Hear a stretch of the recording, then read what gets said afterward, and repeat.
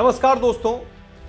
बर्फीले स्थानों पर जिस तरीके से भारतीय जवानों की तैनाती होती है, सेना के जवानों की तैनाती होती है, उसमें उतना ही ज्यादा उनको खतरा यह भी रहता है कि कहीं चोट ना लग जाए। स्नो इंजरी का बहुत बड़ा खतरा होता है।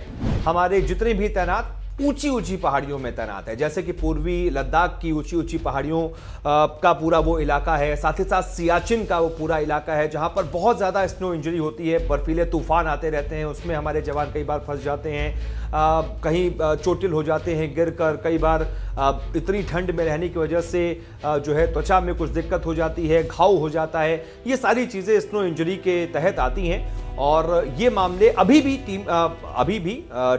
जो है भारतीय जवानों के लिए बहुत बड़ी चुनौती बने हुए हैं। लेकिन धीमे धीमे जैसे जैसे सेना संसाधनों को बढ़ा रही है, ऐसे मामले जो है वो अब धीमे धीमे कम होने की तरफ आगे बढ़ रहे हैं। ऐसा कहना है भारत के आर्मी चीफ, सेना के आर्मी चीफ का, मनोज मुकुंद नरवणे का। उन्होंने हाल ही में ये जानकारी दी है। उन्होंने कहा कि बीते वर्ष 0.15% जवान बर्फ इंजरी के शिकार हुए हैं और उन्होंने कहा कि इससे पहले जो ये आंकड़ा था ये था 0.13%, यानी बहुत मामूली सी बढ़ोतरी इस आंकड़े में हुई है। लेकिन इसे बढ़ोतरी इसलिए भी नहीं कहेंगे क्योंकि इतने ही ज्यादा जवानों की और भी तैनाती इन तमाम क्षेत्रों में हुई है। पिछले साल बर्फीले इलाकों में जवानों की तैनाती पहले की तुलना में काफी बढ़ी है, लेकिन उस हिसाब से मामले उतने नहीं बढ़े हैं। देखा जाए तो अगर वास्तविक प्रतिशत जो है वो घटा है। दरअसल बर्फीले इलाकों में तैनात जवानों के लिए संसाधन जो है वो बढ़ाए गए हैं, जो उन्हें गर्मी एक तरीके से गर्म रखते हैं, गर्मी के एक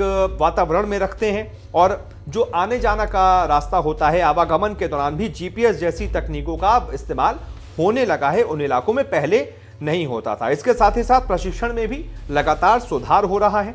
फिर भी अगर 50,000 जवान ऐसे मोर्चे पर तैनात हैं तो उसमें से 75 इस प्रकार की चोट के शिकार अभी भी हो रहे हैं। हाल ही में सेना की तरफ से DRDO को हिमतापक की खरीद के लिए 420 करोड़ रुपए का ऑर्डर दिया गया है। हिमतापक जो है बुखारी का संशोधन रूप है। संशोधित रूप का मतलब उसकी तैनाती बर्फीले इलाकों में शुरू हो चुकी है और इसे कक्षों को गर्म रखने के लिए किया जाता है और इससे जवानों में सर्दी से होने वाली जो शारीरिक दिक्कतें हैं वो कम हो जाती हैं। और इसी प्रकार DRDO ने त्वचा पर इस्तेमाल होने वाली कई ऐसी क्रीम हैं और लोशन हैं वो भी विकसित किए हैं जो जवानों को इन सब चीजों से बचाते रहें और इनकी निर्बाध आपूर्ति होती रहे।